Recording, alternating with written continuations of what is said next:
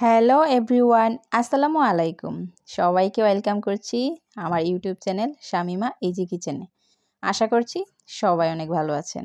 তো আজকে আমি আপনাদের সাথে শেয়ার করব কিভাবে বাসায় খুব সহজেই রেস্টুরেন্টের মতো করে বার্গার তৈরি করা যায় সেই রেসিপিটি। তো চলুন কথা না বাড়িয়ে মূল রেসিপিতে চলে যাই। প্রথমে আমি এখানে কিছু মুরগির মাংস নিয়ে নিয়েছি। এখানে আমি হাড় ছাড়া মাংসটা নিয়ে নিয়েছি।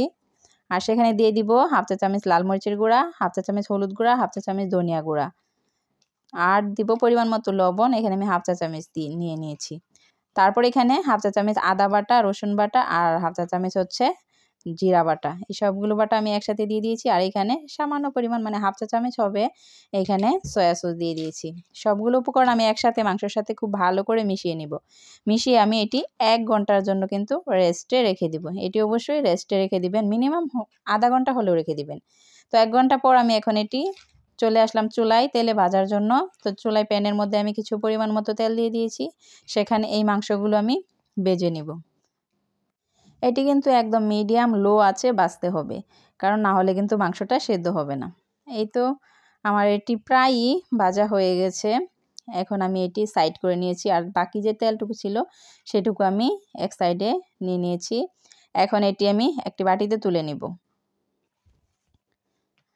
এই তো দেখেন আমি এগুলো তুলে নিয়েছি। এগুলো কিন্তু খেতে অসম্ভব লেভেলের মজা হয়েছিল।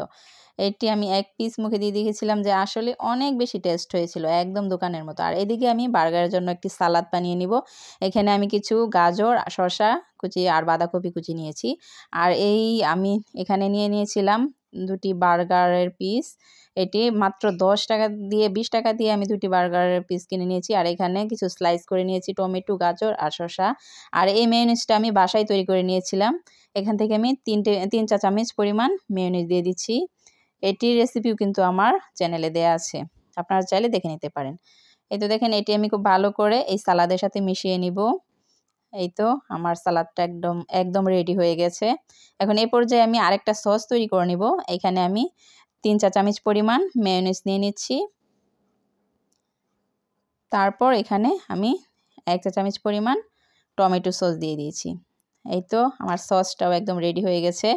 এখন আমি এটি সাইড করে রেখে এখন বার্গারে বাকি প্রিপারেশনটা করে নেব। এখানে আমি কিছু সস দিয়ে দিচ্ছি বার্গারের একটি বানে।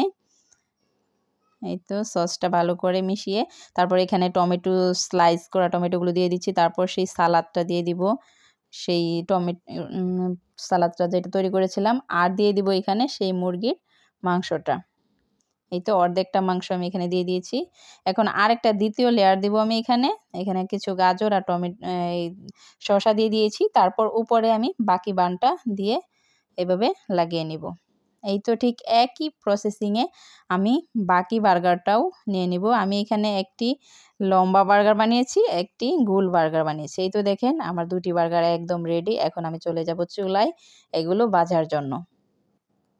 যেহেতু আমি বার্গারটা চুলায় তৈরি করছি সেজন্য আমি চুলায় প্যানের মধ্যে, এই তো দেখেন প্যানের মধ্যে যে তেলটা ছিল আগেই মাংসের সেই তেলের মধ্যে ভেজে নিচ্ছি, তাহলে এর টেস্টটা আরও বেশি মজার হবে। এই তো এক পিঠ হয়ে গেলে আমি আরেক পিঠ উল্টিয়ে দিব।